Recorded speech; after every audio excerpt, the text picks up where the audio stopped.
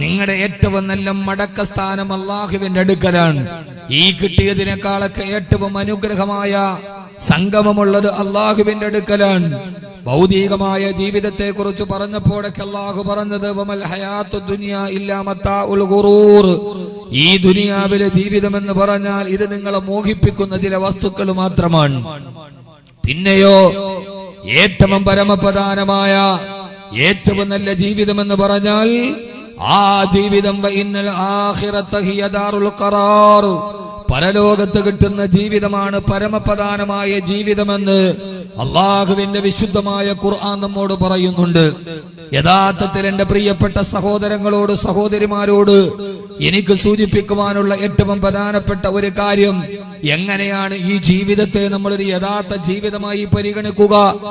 ഈ 60-70 വയസ്സ് മാത്രം ആയുസ് തന്ന ഈ ജീവിതത്തെ എങ്ങനെയാണ് നാം ഒരു പ്രധാനപ്പെട്ട ഒരു അടിസ്ഥാനപരമായ ജീവിതമായി നാം പരിഗണിക്കുന്നത്? എങ്ങനെയാണ് ഒരു ജീവിതം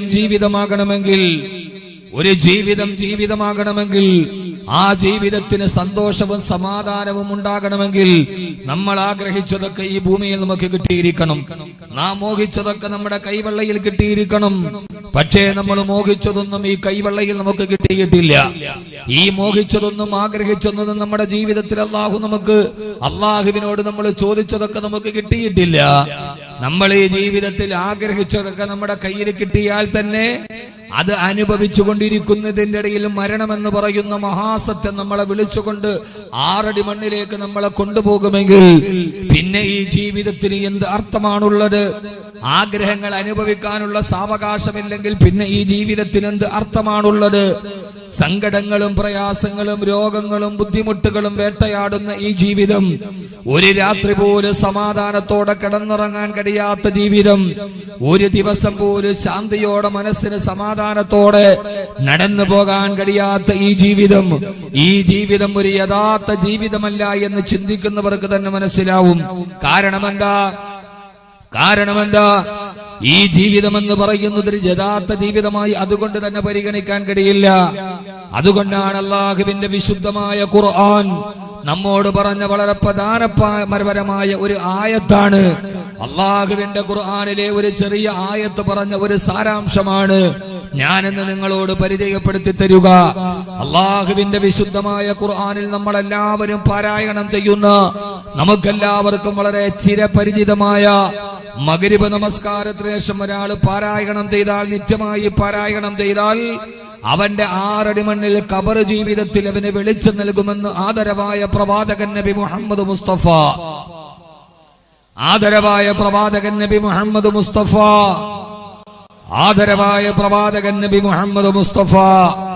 സല്ലല്ലാഹു അലൈഹി വസല്ലമ നമ്മോട് സുവിശേഷ വൃത്താന്തം പറഞ്ഞു തന്ന വിശുദ്ധമായ ഖുർആനിലെ ഏറ്റവും പരമപ്രധാനമായ ഒരു സൂറത്താണ് സൂറത്തുൽ മുൽക്ക്. തബാറകല്ലദീ ബിയദിഹിൽ മുൽക്കു വഹുവ അലാ കുല്ലി ഷൈഇൻ ഖദീർ എന്ന് ഓതുന്ന നമ്മളിൽ പലർക്കും അറിയാവുന്ന, ഞാൻ ഈ ആയത്ത് ഓതുമ്പോൾ നിങ്ങളിൽ പലരും ചുണ്ടുകൊണ്ട് മെല്ലെ പാരായണം ചെയ്യുന്ന വിശുദ്ധമായ ഖുർആനിന്റെ സൂറത്തുൽ മുൽക്കിലെ 2-ാമത്തെ ആയത്തിൽ അള്ളാഹു ഒളിപ്പിച്ചു വെച്ചിരിക്കുന്ന ബാഹ്യമായിട്ട് നമുക്കത് മനസ്സിലാവില്ല. വിശുദ്ധമായ ഖുർആനിന്റെ ഏറ്റവും പരമപ്രധാനമായ നമ്മുടെ ഒരു ലക്ഷ്യത്തെ, ഒരു പ്രധാനമായ ഒരു സന്ദേശത്തെ അള്ളാഹുവിന്റെ വിശുദ്ധമായ ഖുർആൻ പറയുന്നത് ഇങ്ങനെയാണ്. സൂറത്തുൽ മുൽക്കിന്റെ ആദ്യത്തെ 2 ആയത്തുകൾ ബിസ്മില്ലാഹിർ റഹ്മാനിർ റഹീം തബാറകല്ലദീ ബിയദിഹിൽ മുൽക്കു വഹുവ അലാ കുല്ലി ഷൈഇൻ ഖദീർ. ബിസ്മില്ലാഹിർ റഹ്മാനിർ റഹീം. പരമകാരുണ്യകനും പരമദയാലുവായ കരുണാവാരിധിയായ അല്ലാഹുവിന്റെ നാമത്തിൽ ഞാൻ ആരംഭിക്കുകയാണ്. തബാറകല്ലദീ, ഈ അല്ലാഹു എത്രയോ പരിശുദ്ധനാണ്.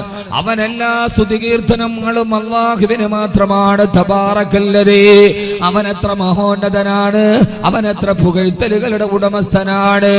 എല്ലാ പുകഴ്ത്തലുകളും വാഴ്ത്തലുകളും സ്തുതികീർത്തനങ്ങളും അപദാനങ്ങളും എല്ലാ പടച്ച തമ്പുരാന്റെ സമക്ഷത്തിലേക്കാണ്. അല്ലാഹുവേ, നീ എത്ര മഹോന്നതനാണ് തമ്പുരാനെ, നീ എത്ര വലിയവനാണ് തമ്പുരാനെ, നീ എത്രയോ സ്തുതികീർത്തനങ്ങളുടെ ഉടമസ്ഥനാണ് തമ്പുരാനെ. അല്ലാഹുവേ, അല്ലാഹുവേ എപ്പോഴും ഞങ്ങൾ സ്തുതികീർത്തനം അർപ്പിക്കുന്നത് നിന്റെ മുമ്പിലാണ്. 5 നേരവും പള്ളിയിൽ നിന്ന് അല്ലാഹു അക്ബർ അല്ലാഹു അക്ബർ, അല്ലാഹു വലിയവനാണ്, അല്ലാഹു വലിയവനാണ് എന്ന് ലോക ജനകോടികൾ അവരുടെ മനസ്സുകൊണ്ട് വിളിച്ചു പറയുന്നത് അത് അല്ലാഹുവിന്റെ ഗതികേടല്ല. പടച്ച തമ്പുരാൻ അങ്ങനെ ഒരു ഗതികേട് വന്നത് കൊണ്ടല്ല. വിവരദോഷികളായ സ്ത്രീജന്മങ്ങൾ ഉച്ചത്തിൽ ഓരിയിട്ടതുപോലെ ഒരു പടച്ച തമ്പുരാന്റെ ഗതികേടല്ല. അല്ലാഹുവേ നിന്നോട് ഞങ്ങൾ പറയുന്നതിന് കാരണം, നിന്നെ ഞങ്ങൾ സ്തുതിക്കുന്നതിനൊരു കാരണമുണ്ട് തമ്പുരാനെ. ആ കാരണം മറ്റൊന്നുമല്ല, 5 നേരം നമസ്കരിച്ചതിന് ശേഷം സുബ്ഹാനല്ലാഹ് അൽഹംദുലില്ലാഹ് അല്ലാഹു അക്ബർ ഇതാരും പറഞ്ഞു പറയിപ്പിച്ചതല്ല, ഇതാരോ പറയാൻ നിർബന്ധിച്ചതല്ല. എന്തിനാണ് ഞങ്ങൾ ഇത് പറയുന്നതെന്നറിയുമോ? തബാറകല്ലദീ ബിയദിഹിൽ മുൽക്കു, എല്ലാ അധികാരവും നിന്റെ കയ്യിലാണ് തമ്പുരാനെ. എല്ലാത്തിന്റെയും കടിഞ്ഞാണ് നിന്റെ കയ്യിലാണ്, അധികാരമെല്ലാം നിന്റെ കയ്യിലാണ് തമ്പുരാനെ. സൂര്യനെ കുതിപ്പിച്ചതും നീ, സൂര്യനെ പടിഞ്ഞാറ് അസ്തമിപ്പിച്ചതും നീ, ആ സൂര്യന് പ്രകാശം കൊടുത്തതും നീയാണ് തമ്പുരാനെ. സൂര്യന് പ്രകാശം കൊടുത്ത തമ്പുരാനെ, ചന്ദ്രനി പുഞ്ചിരി നിലാവ് പ്രദാനം ചെയ്ത തമ്പുരാനെ. അല്ലാഹുവേ കടലിന് തിരമാലകളെ കൊടുത്തതും നീയാണ്. കുരുവിയെ എഞ്ചിനീയറിംഗ് പഠിപ്പിച്ചു കൊടുത്ത തമ്പുരാനെ. പ്രസവിച്ച ഉടനെ തള്ളപ്പശുവിന്റെ അകടിലേക്ക്, ജനിച്ച ഉടനെ കുഞ്ഞു പശുവിനെ ഓടിച്ചെല്ലാം പഠിപ്പിച്ച നിന്റെ തള്ളപ്പശുവിന്റെ അകടിലാണ് നിന്റെ ഭക്ഷണമെന്ന് ഗർഭാശയത്തിലിരിക്കുമ്പോ കുഞ്ഞു പശുക്കുട്ടിക്ക് ബോധനം കൊടുത്ത അല്ലാഹുവേ, പടിഞ്ഞാറൻ ചക്രവാളത്തിലൂടെ മന്ദമാരുതനെ അടിച്ചു വീശിയ വഹുവല്ലദീ അർസല റിയാഹ മുബശ്ശിറാത്തിൻ ബൈന യദൈ റഹ്മതി, ഈ തിരമാലകളുടെ മുകളിലൂടെ മന്ദമാരുതനെ അടിച്ചു വീശിയവനെ തമ്പുരാനെ. കടലുകൾക്ക് തിരമാലയുടെ ആരവത്തെ കൊടുത്ത അല്ലാഹുവേ, ഈ കരയെ തൊട്ടിലുപോലെ വാസയോഗ്യമാക്കി തന്ന അല്ലാഹുവേ, പടച്ച തമ്പുരാനെ. എന്റെ ജനന തീയതിക്ക് മുമ്പ് പിതാവിന്റെ മുതുകിൽ നിന്നൊരു ഇന്ദ്രിയ തുള്ളിയായി ഉമ്മാടെ ഗർഭാശയത്തിലേക്ക് കൊണ്ടുവന്ന് 9 മാസം കൊണ്ടെന്നെ ഈ കാണുന്ന രൂപത്തിൽ സൃഷ്ടിച്ചവനെ അല്ലാഹുവേ, ഖാലിഖായ അല്ലാഹുവേ, റാസിഖായ അല്ലാഹുവേ. ഏതോ വയലിന്റെ നെന്മണി കോണുകളുടെ ഉള്ളിൽ എന്റെ വയറിലേക്കുള്ള ഭക്ഷണം ഒരുക്കി വെച്ചവനെ തമ്പുരാനെ.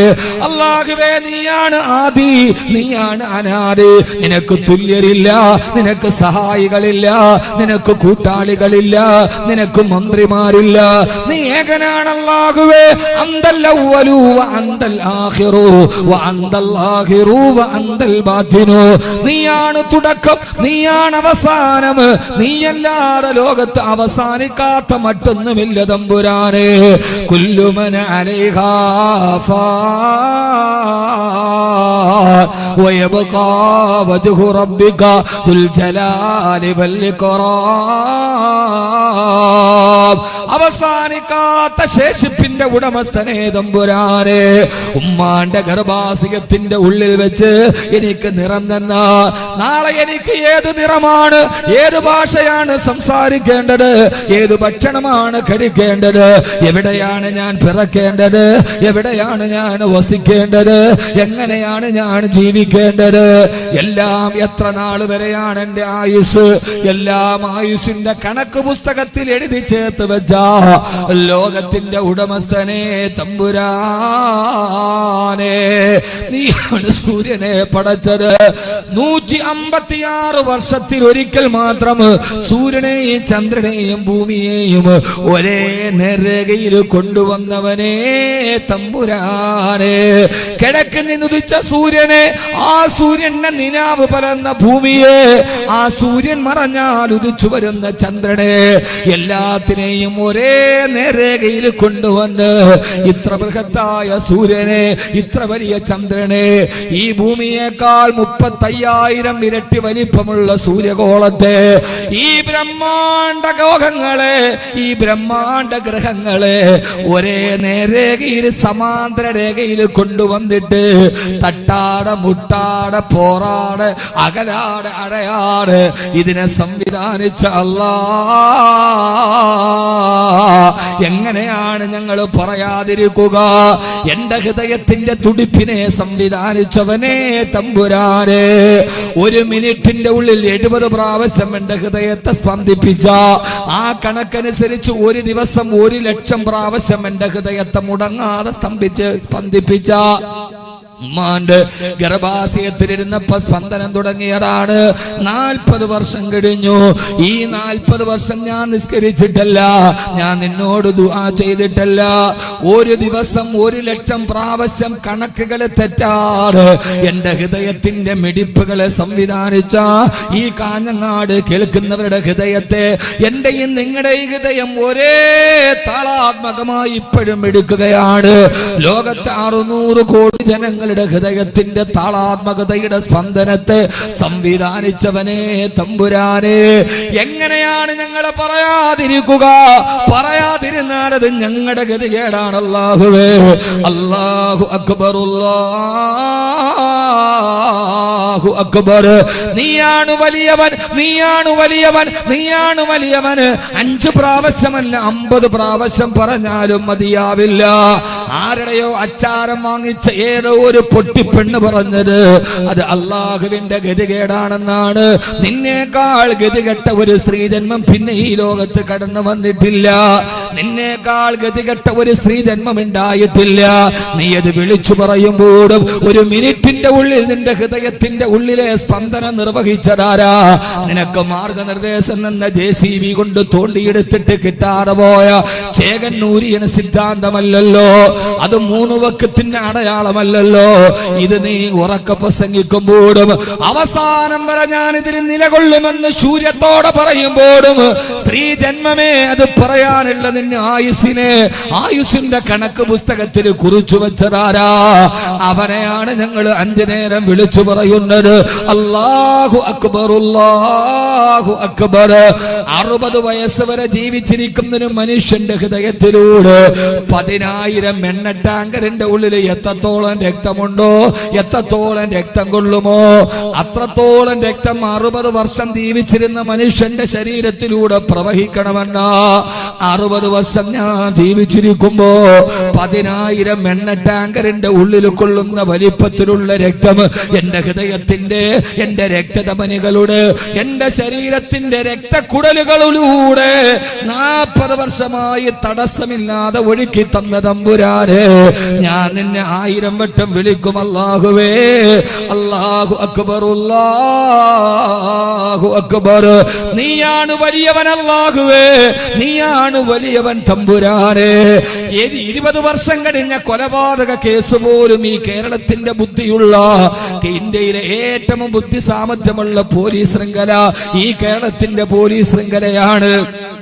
ഏത് തേഞ്ഞുമാഞ്ഞു പോയ കേസുകളും തെളിയിക്കാൻ കഴിയുന്ന സാമർത്ഥ്യമുള്ള പോലീസ് ഉദ്യോഗസ്ഥരുണ്ട്. പക്ഷേ വർഷങ്ങളായിട്ടും JCB കൊണ്ട് കുഴിച്ചു നോക്കിയിട്ടും ഒരു മനുഷ്യന്റെ മരണത്തിന്റെ തിരോധാനത്തിന്റെ ദുരൂഹത മാറിയില്ലെങ്കിൽ നിന്നെ വെല്ലുവിളിച്ചവനോട് അങ്ങനെ തന്നെ പെരുമാറിക്കൊടുത്ത തമ്പുരാനെ, ഒരിക്കൽ കൂടി നിന്നെ ഞങ്ങൾ ഒരുമിച്ച് വിളിക്കുന്നു. അല്ലാഹു അക്ബർ, അല്ലാഹു അക്ബർ. ഇതാണ് സൂറത്തുൽ മുൽക്ക് ആദ്യം പറഞ്ഞത്. തബാറകല്ലദീ ബിയദിഹിൽ മുൽക്കു. അല്ലാഹു എത്രയോ പരിശുദ്ധനാണ്, അവൻ എത്രയോ മഹോന്നതനാണ്.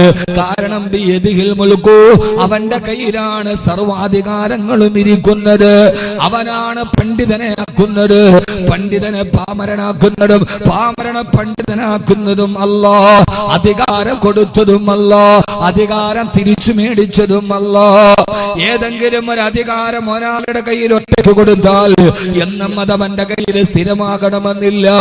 നാൽക്കാലിയുടെ പേരിൽ ഇരുകാലിയായ പെഹ്ലൂഖാനെ തല്ലിക്കൊന്ന മണ്ഡലത്തിലാണ് കഴിഞ്ഞ രാജസ്ഥാൻ ഉപതെരഞ്ഞെടുപ്പിൽ ഫാസിസത്തിന് കാലിടറി വീണത്. സംസ്ഥാനത്തിലും കേന്ദ്രത്തിലും ഒരേ സമയത്ത് ഭരണത്തിൽ ഇരിക്കുന്ന ഒരു പാർട്ടി ഉപതെരഞ്ഞെടുപ്പിൽ തോൽക്കുന്നത് ഇന്ത്യ രാജ്യത്തിന്റെ ചരിത്രത്തിൽ ആദ്യമാണ്. പെഹ്ലൂഖാൻ എന്ന് പറയുന്ന നിരപരാധിയുടെ നിലവിളി കേട്ട് അന്തരീക്ഷം മുഴുവനും വിറങ്ങലിച്ചു നിന്ന രാജസ്ഥാനിലെ മണ്ഡലത്തിലാണ് മിനിങ്ങാന്ന് ഫാസിസത്തിന് കാലിടറിയത്. കേന്ദ്രവും അവരുടെ കയ്യിലാണ്, സംസ്ഥാനവും അവരുടെ കയ്യിലാണ്. അള്ളാഹു പറയുന്നു, നീ എന്തിനാണ് ജനാധിപത്യ മതേതര ചേരിയോട് നിരാശരാവരുടെ സാഹോദര്യത്തെ കൈമുതലാക്കി ജനാധിപത്യത്തിൽ വിശ്വസിച്ച് ജുഡീഷ്യറിയുടെ അവലംബ ബോധത്തോടെ മുന്നോട്ട് പോവുക? ബിയദിഹിൽ മുൽക്കു, സർവാധികാരവും അല്ലാഹുവിന്റെ കയ്യിലാണ്. തുഅ്തിൽ മുൽക മൻ തശാ വതൻസിഉൽ മുൽക മിമ്മൻ തശാ. അവൻ ഉദ്ദേശിക്കുന്നവരുടെ കയ്യിൽ അവൻ അധികാരം തള്ളികയിൽ വെച്ച് കൊടുക്കും. അവൻ ഉദ്ദേശിക്കുമ്പോ അവനത് ഊരിയെടുക്കുക തന്നെ ചെയ്യും.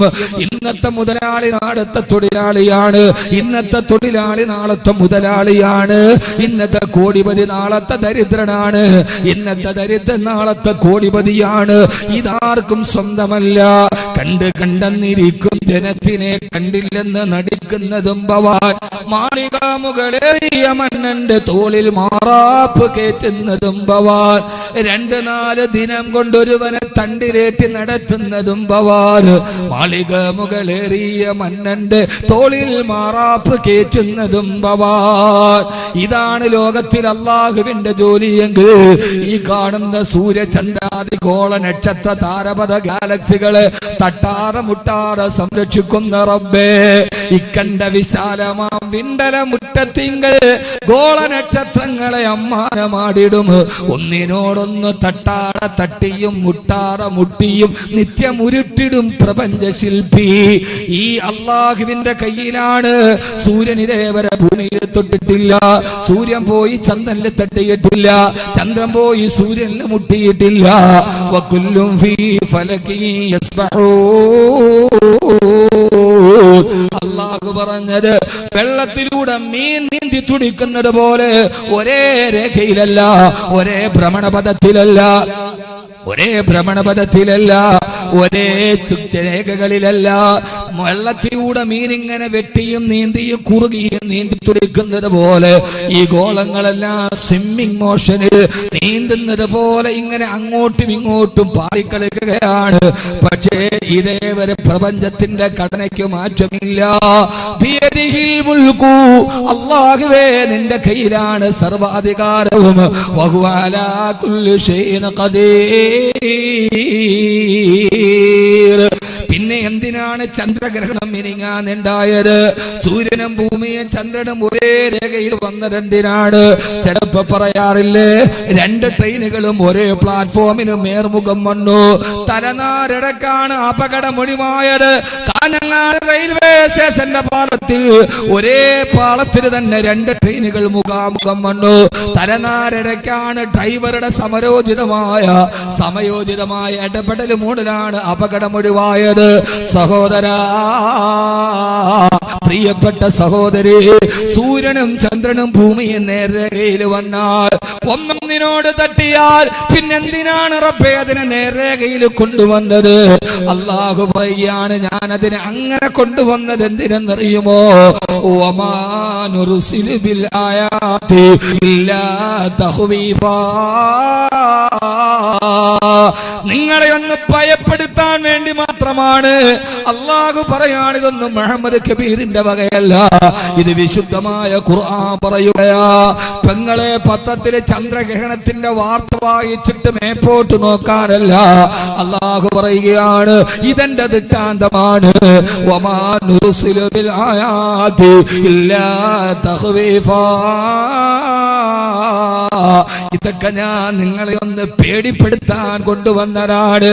കൊച്ചുകുട്ടികളോട് വാപ്പ പറയൂല, അനുസരിച്ചില്ലെങ്കിൽ പോലീസ് വരുമടാ, പട്ടാളക്കാരും വരും മോനെ എന്ന് കുട്ടിയെ അനുസരിപ്പിക്കാൻ വേണ്ടി പുപ്പ പേടിപ്പെടുത്തുന്നത് പോലെ ഞാൻ നിങ്ങളെ ഒന്ന് പേടിപ്പെടുത്തിയതാണ്. വമാ നുർസിലു ബിൽ ആയാതി ഇല്ലാ തഖ്വീഫാ. സൂറത്തുൽ ഇസ്റാ 59-ാമത്തെ സൂക്തം. ഇത് നിങ്ങളെ പേടിപ്പിക്കാൻ വേണ്ടിയാണ്. പക്ഷേ പേടിക്കേണ്ടതിന് പകരം നമ്മൾ ചെയ്തതെന്താ? അത് തന്നെ അല്ലാഹു വേറൊരായത്തിൽ പറയുന്നുണ്ട്. വകഅയ്യിൻ മിൻ ആയത്തിൻ ഫിസ്സമാഇ വൽ അർളി യമുറൂന അലൈഹാ വഹും അൻഹാ മുഅ്രിദൂൻ. എത്ര കൃത്യമാണ് റബ്ബിന്റെ ചോദ്യം. ഈ ചോദ്യം നമ്മുടെ ഹൃദയത്തിലോട്ട് തുളച്ചു കയറട്ടെ. ഇന്നലെ ഞാൻ കടുവാപ്പള്ളിയിൽ ഇമാമായി കഴിഞ്ഞ വെള്ളിയാഴ്ച ചാർജ് എടുത്ത് ഇന്നലെ ജുമാ പ്രസംഗത്തിൽ ഞാൻ പ്രസംഗിച്ചത് ഈ വിഷയമാണ്. എന്തേ ചന്ദ്രഗ്രഹണം കണ്ടിട്ട് blue moon, super moon, blood moon എന്ന് പേരിട്ട് പറഞ്ഞാ പോരാ. ഇത് അല്ലാഹു നമ്മളെ പേടിപ്പെടുത്താൻ കൊണ്ടുവന്നതാണ്. ഇത് പടച്ച റബ്ബിന്റെ ദിട്ടാന്തമാണ്. പക്ഷേ മനുഷ്യ, വകഅയ്യിൻ മിൻ ആയത്തിൻ ഫിസ്സമാഇ വൽ അർളി, ആകാശത്തും ഭൂമിയിലും എത്രയെത്ര അടയാളങ്ങളാണ് ഞാൻ ദിനം പ്രതി കൊണ്ടുവരുന്നത്. ആകാശത്തിൽ ചന്ദ്രഗ്രഹണം, ഭൂമിയിൽ ഓക്കി ചുഴലിക്കാറ്റ്, ഇതൊക്കെ കണ്ടിട്ടും യമുറൂന അലൈഹാ, ഇതൊക്കെ നിങ്ങൾ കണ്ണുകൊണ്ട് കാണുന്നുണ്ട്. പക്ഷേ വഹും അൻഹാ മുഅ്രിദൂൻ, അതിന്റെ ഗുണപാഠം പഠിക്കാറ്. ഇതെന്റെ റബ്ബെന്നെ പേടിപ്പിക്കുന്നതാണ്, അവനിലേക്ക് തിരിച്ചു നടക്കാൻ സമയമായെന്നറിയാതെ നിങ്ങൾ അതിനെയെല്ലാം ലാഘവത്വത്തോടെ പിന്തള്ളുകയാണോ?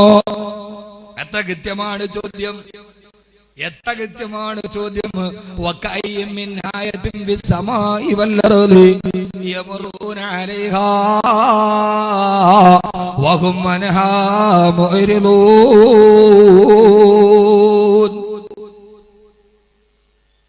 ഇത് അല്ലാഹു നമ്മൾ കൃത്യമാണ് ചോദ്യം. വകഅയ്യിൻ മിൻ ആയത്തൊന്നും കേട്ടിട്ടില്ലേ? ചന്ദ്രഗ്രഹണം വന്നപ്പോ നമ്മളിങ്ങനെ ബൈനോക്കുലർ വെച്ച് നോക്കാൻ അല്ലാഹു പറഞ്ഞു, ഇത് നിങ്ങളെ ഭയപ്പെടുത്താൻ വേണ്ടി മാത്രമാണ്, ഭയപ്പെടുത്തലാണ്, മുന്നറിയിപ്പാണ്.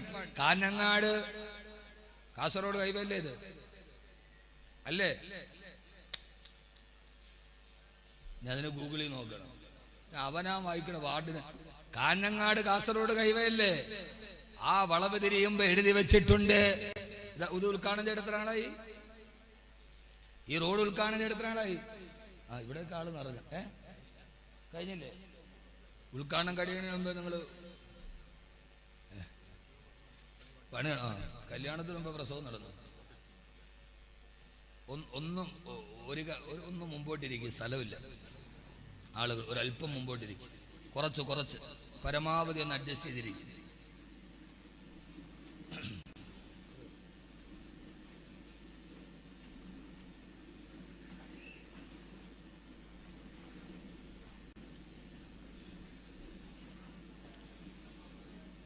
ശബ്ദം ഉണ്ടാക്കരുത്. കസേര സംസാരിക്കൂല, അപ്പൊ നിങ്ങളല്ലേ സംസാരിക്കണം. ആ ഒഴിവായി കിടക്കുന്ന കസേരകൾ അങ്ങോട്ട് കൊടുക്കുക, ആളുകൾ ഇരിക്കട്ടെ, അല്ലെങ്കിൽ അങ്ങോട്ട് ഒതുങ്ങി കൊടുക്കും.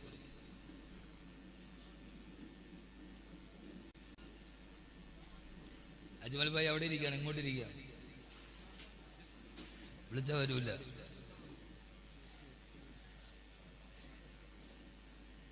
ഞാൻ വിളിച്ച വരുമോ?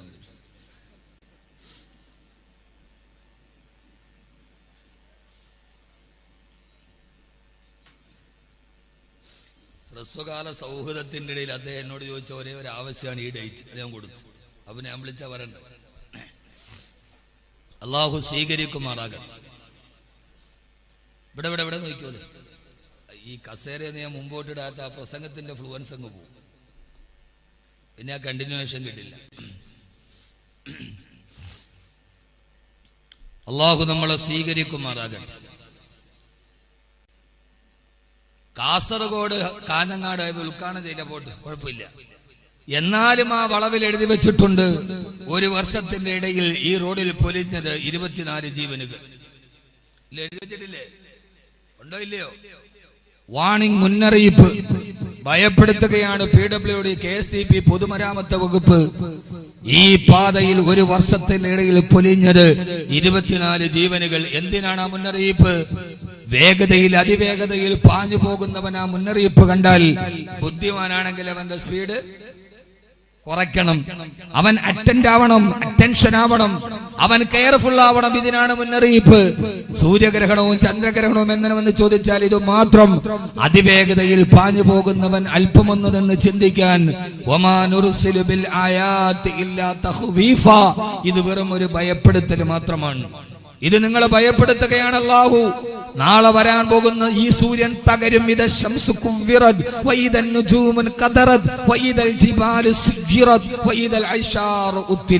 ഈ സൂര്യൻ തകർക്കപ്പെടും. ഈ ഭൂമി പിളർക്കപ്പെടും. നാൽക്കാലികൾ നിലവിളിക്കും. ഈ പ്രപഞ്ചം മുഴുവനും തകർന്ന് തരിപ്പണമാവാൻ പോകുന്നതിന് മുമ്പ് നിങ്ങളെ ഞാൻ എന്നിലേക്ക് തിരിച്ചു വരാൻ നിങ്ങളെ ഒന്ന് ഭയപ്പെടുത്തുകയാണ്. അതിവേഗതയിൽ പായുമ്പോ ഈ മുന്നറിയിപ്പ് നൽകിയിട്ട് അല്പം സ്പീഡ് കുറച്ച് ശാന്തമായി ഒന്ന് ചിന്തിക്കാൻ നിനക്ക് കഴിഞ്ഞാൽ, നീ രക്ഷപ്പെട്ടു. കാരണം സൂര്യനും ചന്ദ്രനും ഒക്കെ അല്ലാഹു വെറുതെ ഞാൻ അടുത്ത ആയത്തിലേക്ക് വരാണ്. അതിനു മുമ്പ് ചന്ദ്രഗ്രഹണം നടന്നതുകൊണ്ട് കാലോചിതമായിട്ട് എന്തെങ്കിലും ഒന്ന് പറയണമല്ലോ. എനിക്ക് അങ്ങനെ പറയാൻ ഇഷ്ടം. അതുകൊണ്ട് വിഷയം ഞാൻ കൊടുക്കായിരുന്നു. വിഷയം കൊടുത്താൽ ഇപ്പൊ ഖുർആനിലെ കുടുംബം എന്ന് പറഞ്ഞാൽ പിന്നെ കുടുംബം പറയാൻ പറ്റും. അതുകൊണ്ട് വിഷയം കൊടുക്കാത്ത കാലോചിതമായിട്ട് പറയണമല്ലോ. എന്റെ പൊന്ന് സഹോദരങ്ങളെ, ഖുർആന്റെ ആഴങ്ങളിലേക്ക് നാം ഇറങ്ങിപ്പടിക്കുമ്പോൾ നമുക്ക് മനസ്സിലാവുക ഈ സൂര്യനും ചന്ദ്രനും ഒക്കെ എന്തിനാ അല്ലാഹു വെച്ചിരിക്കുന്നത്. സൂര്യൻ നമ്മെക്കുറിച്ച് ഓർമ്മിപ്പിക്കാനാണ്. സൂര്യൻ രാവിലെ മുതൽ വൈകുന്നേരം വരെ സൂര്യൻ ഉദിക്കുമ്പോ, സൂര്യൻ അസ്തമിക്കുമ്പോ ആ സൂര്യൻ നമ്മോട് പറയുന്നത് നിങ്ങൾ നന്നാവണമെന്ന് ആഗ്രഹമുണ്ടോ? വാത് കേൾക്കണ്ട, പള്ളിയിലോട്ട് നിങ്ങൾ നോക്കണ്ട. അതിനൊക്കെ മുമ്പേ നിങ്ങളൊന്ന് നോക്കി. പള്ളിയിൽ വന്നിട്ടില്ല, വേറൊരിടത്തും ചെറുപ്പക്കാരെ നിങ്ങൾ മാറണമെന്നുണ്ടോ? നന്മയുടെ വഴിയിലൂടെ നടന്നു പോകണമെന്നുണ്ടോ? സൂര്യനെ ഓർക്കുക. രാവിലെ കിഴക്കൻ ചക്രവാളത്തിലെ അരുണിമയുടെ ശോഭ പടരുമ്പോ കിഴക്കിന്റെ നവസ്ഥലയിൽ മെല്ലെ മെല്ലെ താമരപ്പൂ വിടരുന്നത് പോലെ മെല്ലെ മെല്ലെ ഒരു ഇരുട്ടിൽ നിന്ന് ഭൂമിയെ വെളിച്ചത്തിലോട്ട് കൊണ്ടുവരുന്ന സൂര്യനെ കണ്ടോ? ആ സൂര്യന്റെ ഉദയം നിന്നെ ഓർമ്മിപ്പിക്കുന്നത് നിന്റെ ജനനത്തെയാണ്. സൂര്യൻ ഉദിക്കുമ്പോ ഇരുട്ടിന്റെ ഉള്ളിൽ നിന്ന് മെല്ലെ മെല്ലെ വെളിയിലേക്ക് വെളിച്ചത്തിലേക്ക് വരികയാണ്. സഹോദരാ, അത് നിന്റെ ജനനമാണ്.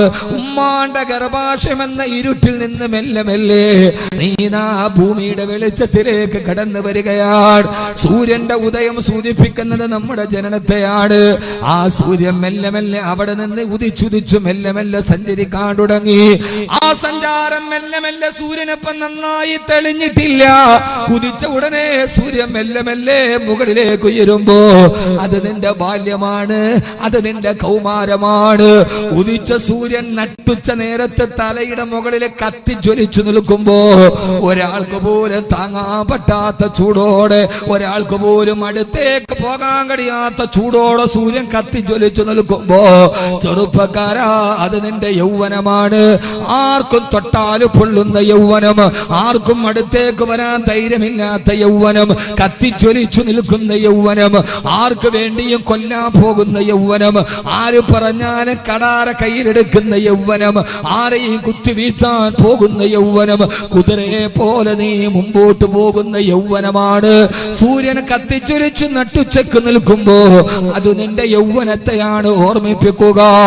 യൗവനം കഴിഞ്ഞാൽ പിന്നെ സൂര്യൻ വീണ്ടും പടിഞ്ഞാറോട്ട് സഞ്ചരിക്കുകയാണ്.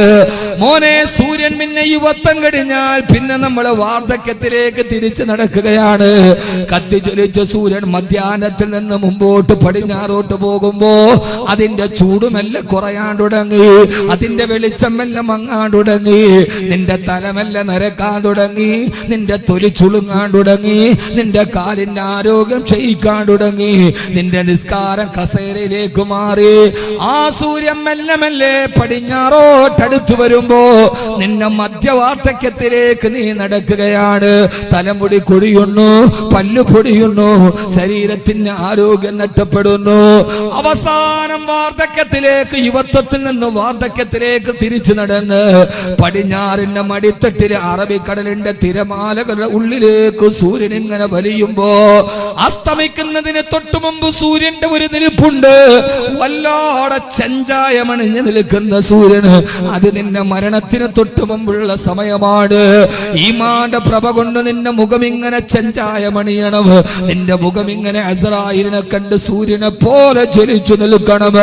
ആ ജ്വലനത്തിന്റെ ഇടയിൽ സൂര്യനാ അറബിക്കടലിലേക്ക് മെല്ലെ അത് കാണാമറയത്തേക്ക് പോയി. നീമല പള്ളിക്കാട്ടിലെ കബറിലേക്ക് 6 അടി മണ്ണിന്റെ ഉള്ളിലേക്ക് പോയി.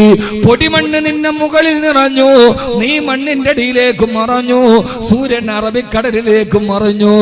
അള്ളാഹു പറയുകയാണ്, അള്ളാഹു സൂര്യനെ തന്നത് നിന്റെ ജീവിതത്തെ കുറിച്ച് ഓർമ്മിപ്പിക്കാനാണ്. 2 മണിക്കൂർ വഅ്ള് പറയണ്ട, 4 മണിക്കൂർ നിങ്ങൾ വായന നടത്തണ്ട. ഉദിക്കുന്ന സൂര്യൻ അസ്തമിക്കുന്നത് വരെ ഒരു ചിന്താശേഷിയോടെ നോക്കി നിന്നാൽ അത് മടി നിന്റെ ജീവിതത്തിൽ ഒരു മാറ്റം വരുത്താൻ. അതുകൊണ്ട് സഹോദരങ്ങളെ, ഉമ്മാന്റെ ഗർഭാശയത്തിൽ നിന്ന് താഴേക്ക് വീണ് മെല്ലെ മെല്ലെ ബാല്യവും കൗമാരവും കഴിഞ്ഞ് യൗവനത്തിന്റെ തീച്ചൂളയിൽ ആര് പിടിച്ചാലും കിട്ടാത്ത യാഗാക്ഷം കടക്കെ ആരുണ്ടൻ കുതിരയെ പിടിക്കുവാൻ എന്ന് കവി ചോദിച്ചതുപോലെ യൗവനം എങ്ങനെ ജ്വലിച്ചു മാറുമ്പോ നോക്കി നിൽക്കുന്നതിനപ്പുറം ഉറക്കത്തിൽ എഴുന്നേൽക്കുന്നത് പോലെ ആയുസൊടുങ്ങി പോകുമ്പോ എന്റെ പ്രിയപ്പെട്ട യുവാക്കളെ, നിങ്ങൾ നിത്യ വിശുദ്ധമാം ജീവിത പാതയിലൂടെ പോവുക മുന്നോട്ട് മാനവാ. ജീവിതം അന്യോന്യ സുന്ദരമാക്കുവാൻ ഇല്ല തിരിച്ചിനി കിട്ടില്ലൊരിക്കലും. മുല്ലതൻ പൂ പോൽ ചിരിക്കും ഈ യൗവനം. ഇല്ല തിരിച്ചിനി കിട്ടില്ലൊരിക്കലും. മുല്ലതൻ പൂ പോൽ ചിരിക്കും ഈ യൗവനം. ചുറ്റും കരുത്തുറ്റൊരേത് വിഘ്നങ്ങളും പൊട്ടിത്തകർത്തിടാൻ പോന്നൊരു യൗവനം. ഈ യൗവനം പാഴാക്കരുത്. എന്തുകൊണ്ടെന്നറിയുമോ? അടുത്ത ആയത്തിലേക്ക് ഞാൻ കടക്കുകയാണ്. ഇതേവരെ ഞാൻ പറഞ്ഞത് തബാറക്കല്ലദീ ബിയദിഹിൽ മുൽക്കു വഹുവ അലാ കുല്ലി ഷൈഇൻ ഖദീർ. സൂര്യനെ കണ്ടുപഠിക്കാൻ അല്ലാഹു തൗഫീഖ് നൽകട്ടെ. ആമീൻ പറ മനുഷ്യന്മാരെ. വാക്കവിയെ കേട്ട് പഠിക്കാനല്ല, വഅ്ള് കേട്ട് പഠിക്കാനല്ല. സൂര്യനെ കണ്ടിട്ട് ബുദ്ധിശാലി പഠിക്കണം. ഇന്ന ഫീ ദാലിക ലദിക്റാ ഇന്ന ഫീ ദാലിക ലആയാതിൻ ലിഉലിൽ അൽബാബ്. ഇതുകൊണ്ടാണ് ഖുർആൻ പറഞ്ഞത് വഖ്തിലാഫിൽ ലൈലി വന്നഹാരി. രാത്രിയും പകലും മാറി മാറി വരുന്നതിലുണ്ട്. രാത്രിയും പകലും മാറി മാറി വരുന്നത് സൂര്യോദയാസ്തമയം അനുസരിച്ച്. അപ്പൊ സൂര്യോദയത്തിലും അസ്തമയത്തിലുമുണ്ട്. ചിന്തിക്കുന്നവർക്ക് ഗുണപാഠമുണ്ട്. അതീ ഗുണപാഠമാണ് അല്ലാഹുവേ. ഉദിച്ചു വന്നുമില്ല, ജ്വലിച്ചു നിന്ന് പിന്നെ അസ്തമിച്ചു ഞാൻ പോവേണ്ട ജീവിതമാണല്ലോ. അതുകൊണ്ട് അല്ലാഹുവേ വഹുവ അലാ കുല്ലി ഷൈഇൻ ഖദീർ. അല്ലാഹുവേ നീ എല്ലാത്തിനും കഴിവുള്ളവനാണ്. നിന്റെ കഴിവിന് പരിമിതികൾ അല്ലാഹുവേ.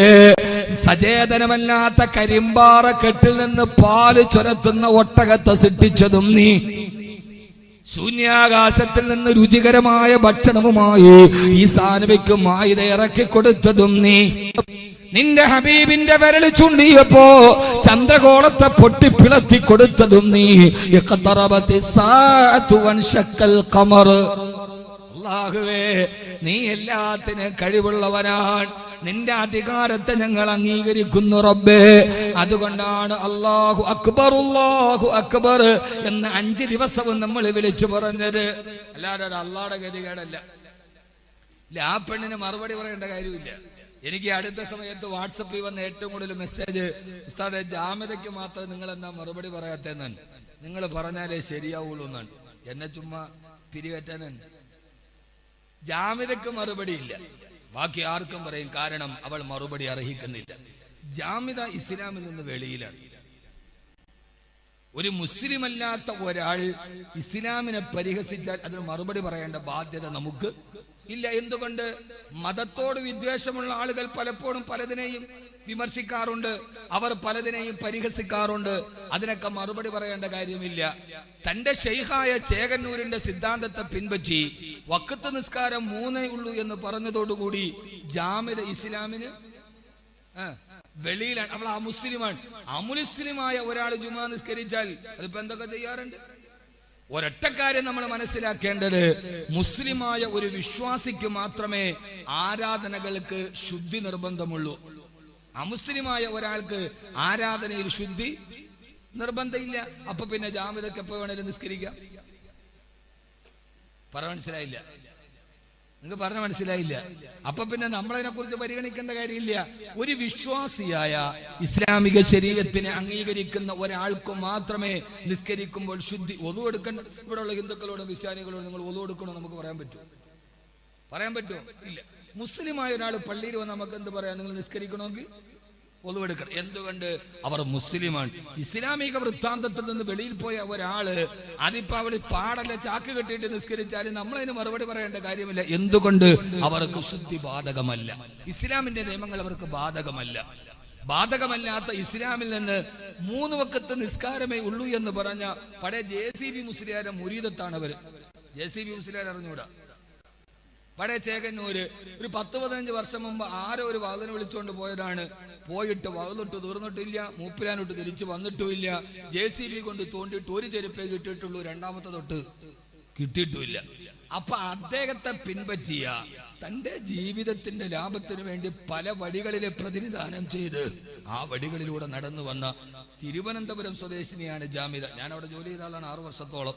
അപ്പൊ അവരോട് മറുപടി പറയേണ്ട കാര്യം നമുക്ക് ഇല്ല. കാരണം അത് ഒരു സ്പോൺസേഡ് പ്രോഗ്രാമാണ്. ഏഷ്യാനെറ്റിലും ചാനലിലും ഒക്കെ ചിലപ്പോ രാവിലെയൊക്കെ ചില പരിപാടി ഉണ്ട്. ആ പരിപാടിയിൽ എഴുതി കാണിക്കും സ്പോൺസേഡ് പ്രോഗ്രാമാണ് എന്ന് പറഞ്ഞാൽ ചാനലുകാർക്ക് ഉത്തരവാദിത്വം ഇല്ല. ഇത് വേറെ ആരോ സ്പോൺസർ ചെയ്തിട്ട് 1/2 മണിക്കൂർ നടത്തുന്നതാണ്. ജാമിദയുടെ പത്രസമ്മേളനവും ജാമിദയുടെ ജുമയും എഴുതി കാണിച്ചത് സ്പോൺസേഡ് പ്രോഗ്രാമാണ്. സ്പോൺസേഡ് പ്രോഗ്രാമിന് മറുപടി പറയേണ്ട ജോലി നമുക്കില്ല. ഇപ്പം കാര്യങ്ങൾ മനസ്സിലായില്ലേ? അത്രേ ഉള്ളൂ. നമ്മളിപ്പോ കണ്ടതും ഇതിനേക്കാളും വലിയ ഹാലിളകി വന്നിട്ടുണ്ട് വ്യാജപ്രവാചകന്മാർ. ഇവിടെ ഇസ്ലാമിനൊന്നും സംഭവിച്ചിട്ടില്ല. ലോകത്തിൽ ഏറ്റവും വളരുന്ന മതം ഇസ്ലാമാണ്. എന്തുകൊണ്ട്? അത് ഇസ്ലാമിന്റെ സൗകുമാര്യം കൊണ്ടാണ്. അള്ളാഹു തൗഫീഖ് നൽകി അനുഗ്രഹിക്കട്ടെ. പെണ്ണുങ്ങൾക്ക് വേണ്ടി ഒരു ജുമാ നടത്തിയിട്ട് പുറകിലൊരു പെണ്ണിനെ പോലും കിട്ടിയില്ല എന്നുള്ളതാണ് ഏറ്റവും വലിയ വിരോധാഭാസം.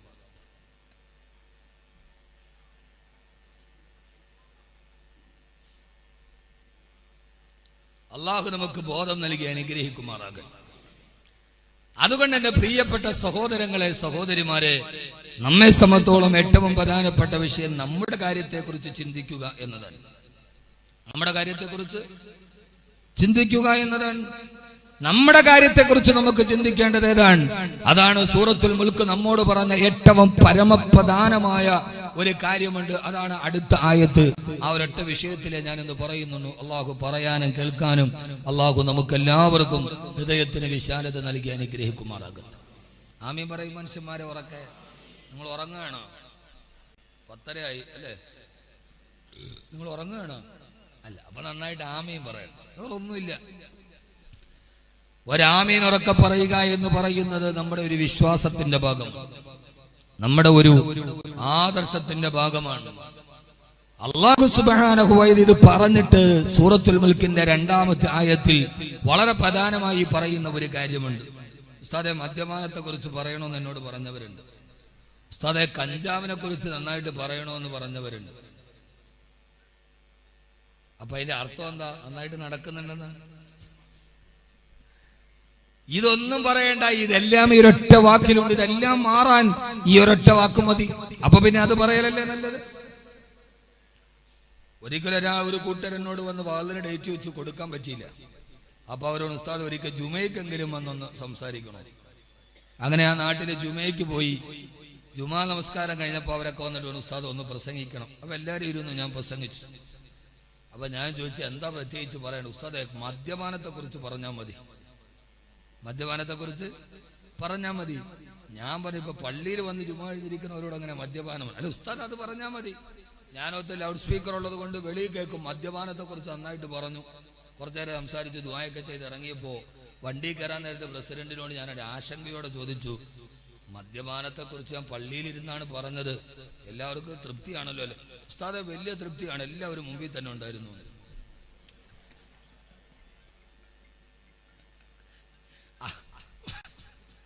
ഉസ്താദ് വലിയ ഖൈറായി എല്ലാവരും. ഞാൻ ചിരിക്കാൻ പറഞ്ഞതല്ല. ഞാൻ ഈ പറയുന്നത് ഒരു ആലങ്കാരിക കഥയിൽ ഉത്തരവാദിത്വത്തോടെയാണ് പറയുന്നത്. അത് ആരെയും നോവിക്കാനൊന്നുമല്ല.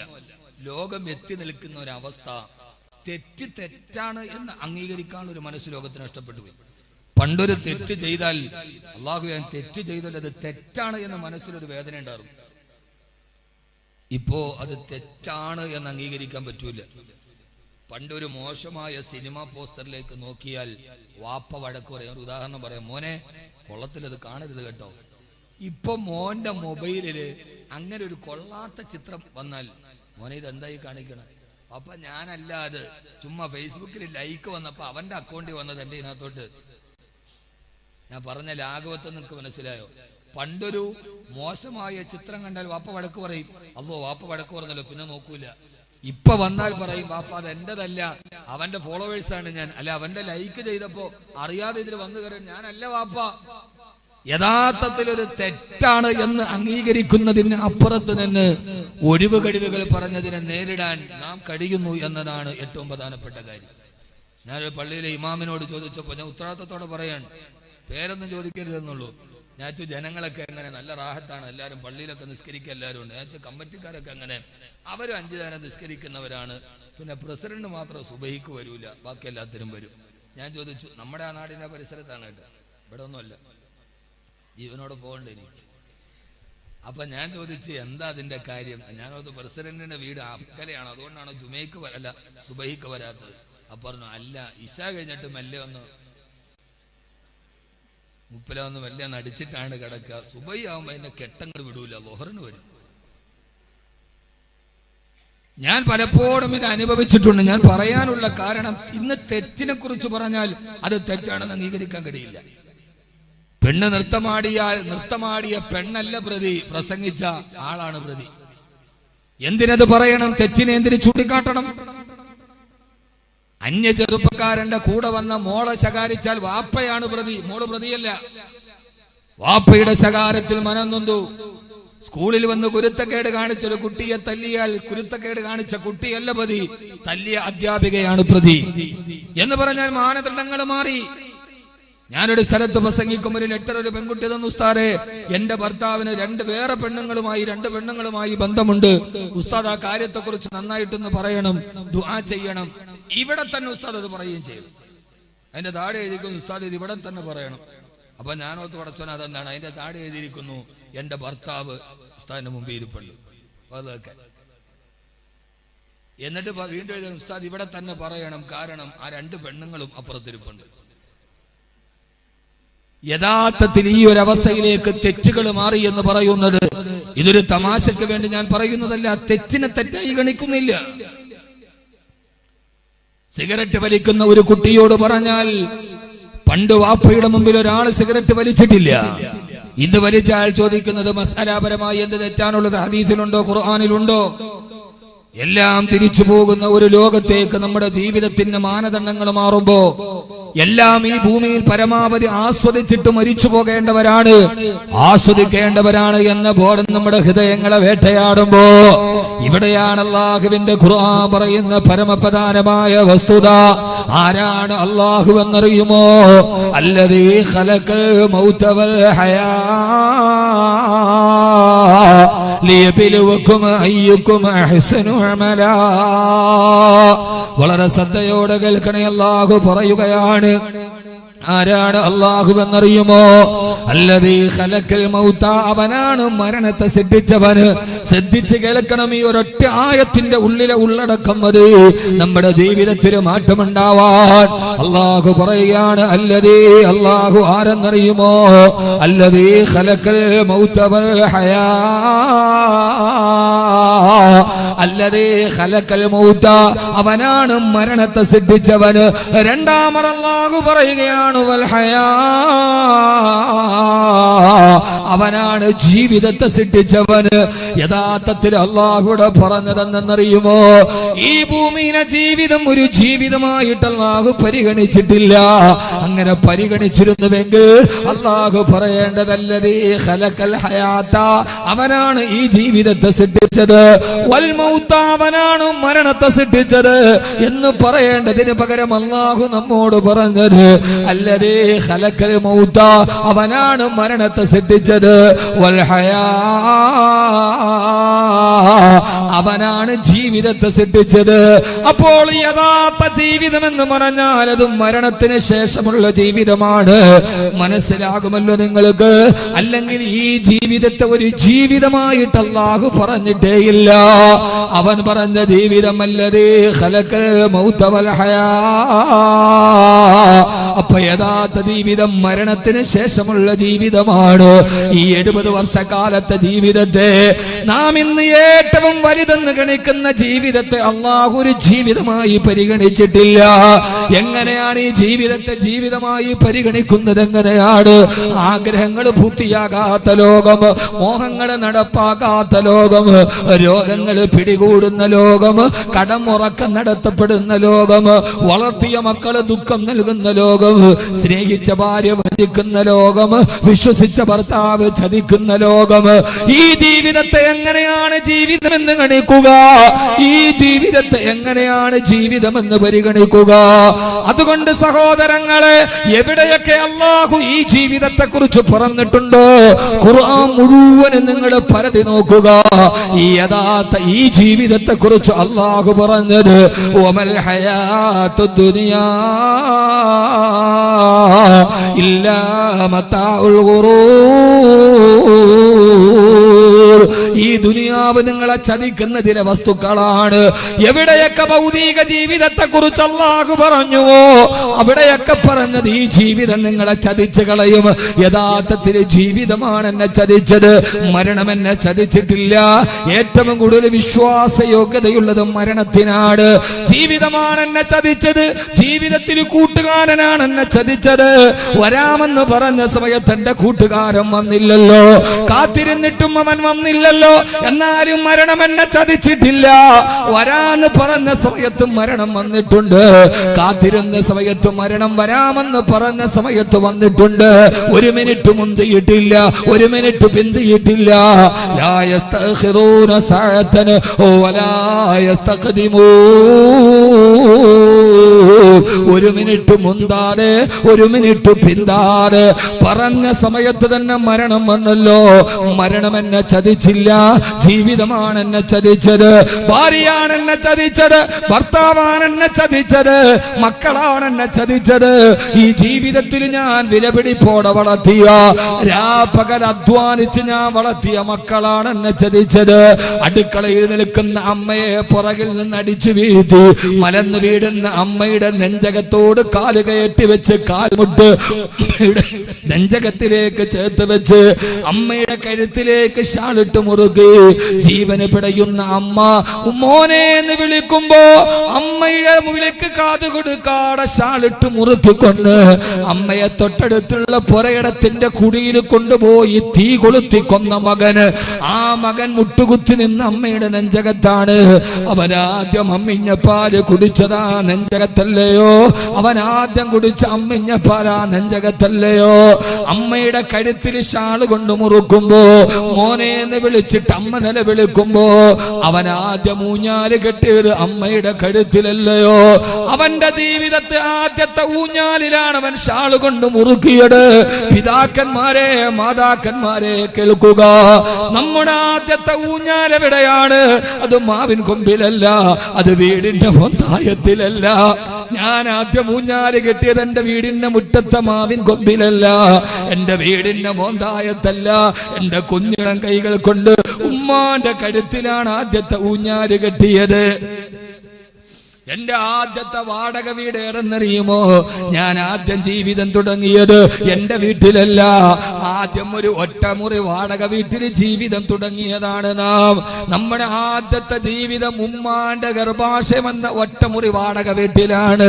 9 മാസവും 10 ദിവസവും നമ്മൾ താമസിച്ച ഉമ്മാന്റെ ഗർഭാശയം എന്ന ഒറ്റമുറി വാടക വീട് 10 മാസം താമസിച്ച വാടക കൊടുത്തു തീർക്കാൻ ഒരു ജന്മം മുഴുവനും മതിയാകാതെ വരുന്ന ഒരു ലോകത്താണ് ഞാൻ ആദ്യം 10 മാസം ജീവിച്ച ഒറ്റമുറി മാടക വീടിന്റെ വാടക കൊടുത്തു തീർക്കാൻ എന്റെ മുഴുവൻ ജന്മവും മതിയാകാതെ വരുമ്പോ എങ്ങനെയാണ് അമ്മയുടെ കഴുത്തിൽ ഷാള് മുറുക്കി മക്കള് കൊന്നത്? എല്ലാ പിശാചുക്കൾ പാർക്കുന്ന വേതാള നഗരം പോലെ അതപ്പതിച്ചു പോകുമ്പോ ജീവിതമാണ് എന്നെ ചതിച്ചത്, മരണം എന്നെ ചതിച്ചിട്ടേ ഇല്ല. ഭാര്യയാണ് ചതിച്ചത്. മണലാരുണ്യത്തിൽ കിടന്ന് കട്ടപ്പെട്ട ഭർത്താവിന് ജീവിതത്തിന്റെ പാതി എന്ന് പറഞ്ഞിട്ട് ചേർത്ത് വെച്ച ഭാര്യയാണ് ജീവിതത്തിൽ എന്നെ ചതിച്ചു കൊണ്ടുപോയത്. രാപകൽ ഉറക്കമളച്ചു മക്കളെ വളർത്തി കൊടുത്തിട്ട് കണ്ണും കാത്തിരുന്ന എന്റെ ഭർത്താവാണ് എന്നെ ചതിച്ചിട്ട് പോയത്. എന്റെ മക്കളാണ് എന്റെ കരുത്തിൽ കുത്തിപ്പിടിച്ചത്. എന്റെ കൂട്ടുകാരാണ് എന്നെ ചതിച്ചത്. ഈ ജീവിതം മുഴുവന് ചതിയുടേതാണ്. വമൽ ഹയാത്തു ദുനിയാ ഇല്ലാ മതാഉൽ ഗുറൂർ. ഈ ദുനിയാവ് നിങ്ങളെ ചതിക്കുന്ന ചില വസ്തുക്കളുടെ സംഗമസ്ഥാനമാണ്. മരണം എന്നെ ചതിച്ചിട്ടില്ല. അത് വരാമെന്ന് പറഞ്ഞ സമയത്ത് കൃത്യസമയത്ത് വന്നിട്ടുണ്ട്. കലാമണ്ഡലം ഗീതാനന്ദൻ എന്ന കലയാള മണ്ണ് കണ്ട ഏറ്റവും വലിയ കഥകളി ആചാര്യൻ കഴിഞ്ഞ ആഴ്ച മരിച്ചുപോയി. കഥകളിയുടെ നവരസങ്ങളെയും ലാസ്യഭാവങ്ങളെയും തന്നെ മുഖത്തിലേക്ക് ആവാഹിച്ചെടുത്ത് കഥകളിയുടെ ചരിത്രത്തിൽ ലാസ്യമുദ്രകളെ പഠിപ്പിച്ചു കൊടുത്ത കലാമണ്ഡലം ഗീതാനന്ദൻ ആയിരക്കണക്കിന് ആളുകളുടെ മുമ്പിൽ വേഷം കെട്ടി ആടുകയാണ്. വേഷം കെട്ടി നിറച്ചാത്തുകൾ മുഖത്ത് തേച്ച് കഥകളിയുടെ വസ്ത്രം ധരിച്ച് അദ്ദേഹം ഇതേപോലെ എന്റെ പ്രസംഗം നിങ്ങൾ പോലെ ആയിരക്കണക്കിന് ആളുകൾ കഥകളി കണ്ടുകൊണ്ട് നിൽക്കുന്നു. കലാമണ്ഡലം ഗീതാനെന്ന കലാരംഗത്തെ അതുല്യ പ്രതിഭ. 2 കൈകളും കൂപ്പി ആളുകൾ നോക്കി നിൽക്കെ, പ്രേക്ഷകര് കണ്ടു നിൽക്കെ. 2 കൈയും അദ്ദേഹം കൂപ്പിയിട്ട് നിലത്തേക്ക് തൊട്ടു.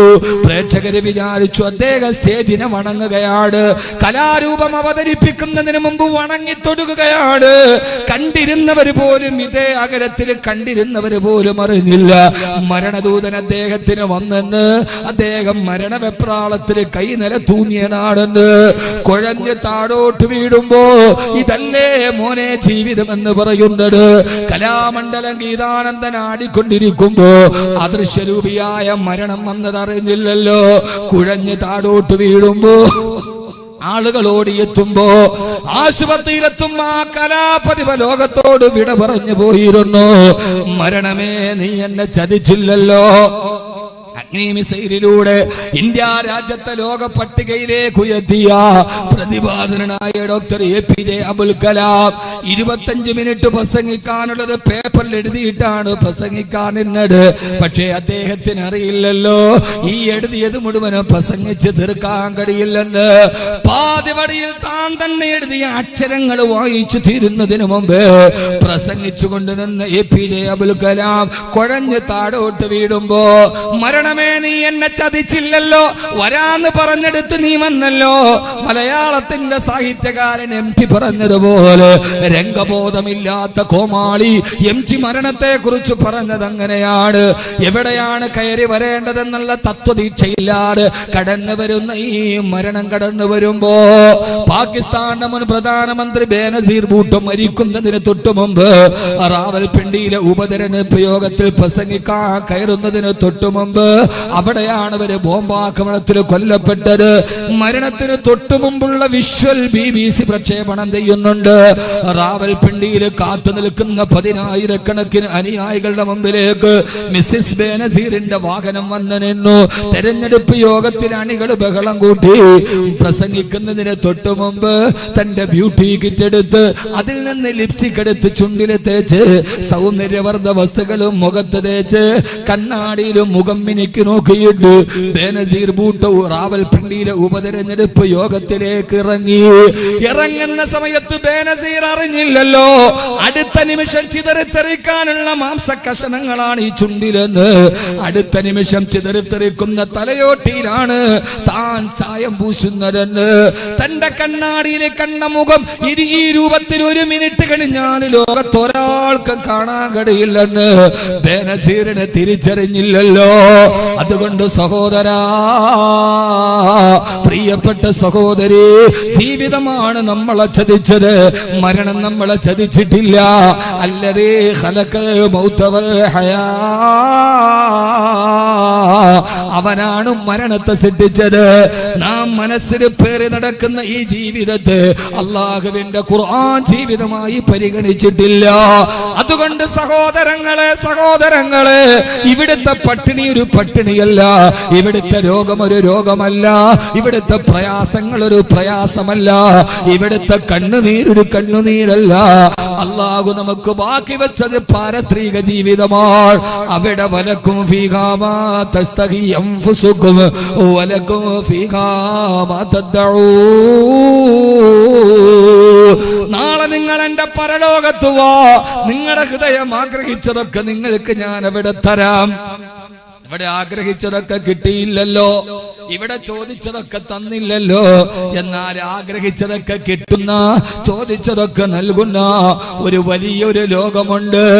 ആ ലോകത്തെ ജീവിതമാണ് യഥാർത്ഥ ജീവിതമെന്ന് അല്ലാഹുവിന്റെ വിശുദ്ധ ഖുർആൻ. ആ ലോകത്തില് സ്വർണ്ണ നൂലുകൾ കൊണ്ട് നെയ്തുണ്ടാപ്പെട്ട കട്ടിലുണ്ടവിടെ, സുന്ദരികളായ പെണ്ണുങ്ങളുണ്ടവിടെ. ഹൂറും മഖ്സൂറാത്തും ഫിൽ ഖിയാം ഫബിഅയി ആലാഇ റബ്ബികുമാ തുകദ്ദിബാൻ. ആരും തൊടാത്ത പെണ്ണുങ്ങളുണ്ടവിടെ. കുടിക്കാൻ പച്ചത്തുരുത്തുകളുടെ താഴ്ഭാഗത്ത് കാലിൽ കിടക്കുന്ന സുന്ദരി പെണ്ണിന്റെ വെള്ളിക്കൊലുസ് പോലെ തടം തല്ലിയാ തൊടുകുന്ന സുന്ദരമായ പുഴകളുണ്ടവിടെ. ഒറ്റമുത്തിനാലുള്ള മാളികയുണ്ടവിടെ. ആ മാളികയിൽ പട്ടിന്റെ പച്ച വസ്ത്രങ്ങളുണ്ടവിടെ. അവിടെ കഴിക്കാൻ നിങ്ങൾക്ക് റുമ്മാമ്പഴമുണ്ട്. അതിലുണ്ട് മുന്തിരി തോട്ടവും റുമ്മാനും, രസമുള്ളതാ കദളി പഴം തിന്നാനും. കൈകൊട്ടുവാൻ ചില ദാസിമാർ വരവുണ്ട്. കടക്കണ്ണു കൊണ്ടൊരു നോട്ടവും ചരിച്ചുണ്ട്. പിടിയാടെ തന്നൊഴുകുന്നരാ പാലാറ്, പുഴ പോലെ തന്നതിലുണ്ടടോ കള്ളാറ്. അതിലല്ലാഹു നിനക്ക് വാരി വെച്ചിരിക്കുന്നത് എന്തൊക്കെയെന്നറിയോ? അതുകൊണ്ട് എന്റെ പ്രിയപ്പെട്ട ചെറുപ്പക്കാരാ, എന്റെ പ്രിയപ്പെട്ട പെങ്ങളെ, മദ്യപാനം അവസാനിക്കണമെങ്കിൽ, ലഹരിക്ക് അവസാനമുണ്ടാകണമെങ്കിൽ, കുടുംബ വഴക്കുകൾ അവസാനിക്കണമെങ്കിൽ, ഭാര്യഭർത്തൃബന്ധം നന്നാവണമെങ്കിൽ, അല്ലാഹുവിന്റെ പള്ളിയിൽ ബാങ്ക് വിളിക്കുമ്പോ അടിമകൾ വരണമെങ്കിൽ ആദ്യം ഉണ്ടാകേണ്ട ബോധമേണെന്നറിയുമോ? ഈ ജീവിതം ഒരു ജീവിതമേ അല്ല, ഏറ്റവും പ്രധാനപ്പെട്ട ജീവിതം വഇന്നൽ ആഖിറത ഹിയ ദാറുൽ ഖറാർ. പരലോക ജീവിതമാണ് ഏറ്റവും പ്രധാനപ്പെട്ട ജീവിതം. അത് മനസ്സിലായപ്പോഴാണ് ഔലിയാക്കൾ ഉണ്ടായത്.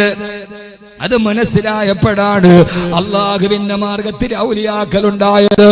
ഹസ്രത്ത് ഫഖീർ തഖി റഹ്മത്തുള്ളാഹി അലൈഹിയുടെ ഉറൂസ് മുബാറക്കിൽ വരുമ്പോ ഞാൻ നിങ്ങളോട് ചോദിക്കട്ടെ, 2 വർഷത്തിലൊരിക്കലാണ് ഉറൂസ് നടക്കുന്നത്. 20 വർഷത്തിലൊരിക്കലെങ്കിലും അവര് ചെയ്ത ജീവിത മൂല്യങ്ങൾ നമ്മുടെ മൂല്യങ്ങളിൽ ഉണ്ടായോ? മഹാനായ ഇബ്രാഹിമിന് അദ്ദേഹം റഹ്മത്തുള്ളാഹി അലൈഹി ലോകമറിയപ്പെട്ട സൂഫിയാക്കളുടെ നേതാവാണ് മഹാനായ ഇബ്രാഹിം ഇബ്നു